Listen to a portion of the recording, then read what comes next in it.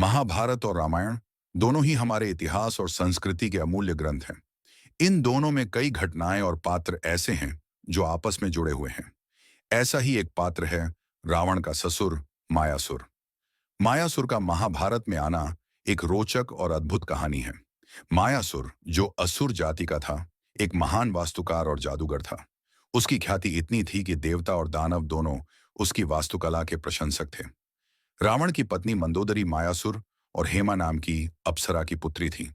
लेकिन मायासुर का महाभारत से संबंध तब जुड़ता है जब पांडवों ने अपना राजसूय यज्ञ पूरा कर लिया और इंद्रप्रस्थ का निर्माण किया। जब अर्जुन ने खांडव वन को जलाया तो उस वन में रहने वाले सभी जीव नष्ट हो गए। लेकिन उसी वन में मायासुर भी छिपा हुआ था। अर्जुन ने अपनी वीरता से उसे बचाया। कृतज्ञता से भरकर मायासुर ने अर्जुन और पांडवों को एक अद्वितीय भेंट देने का निश्चय किया। उसने पांडवों के लिए इंद्रप्रस्थ में माय सभा का निर्माण किया।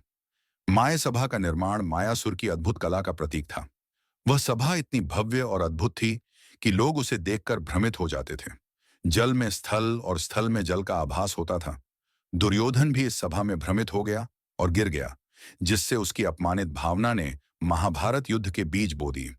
इस प्रकार मायासुर, जो रावण का ससुर था, महाभारत में एक महत्वपूर्ण भूमिका निभाता है। उसने केवल अपनी वास्तुकला से नहीं, बल्कि महाभारत के पूरे घटनाक्रम पर प्रभाव डाला। यह कहानी हमें यह सिखाती है कि हर व्यक्ति और घटना का इतिहास में कोई ना कोई कारण और महत्व होता है। यही कारण है कि महाभारत और रामायण दोनों ग्रंथ आपस में जुड़े हुए प्रतीत होते हैं।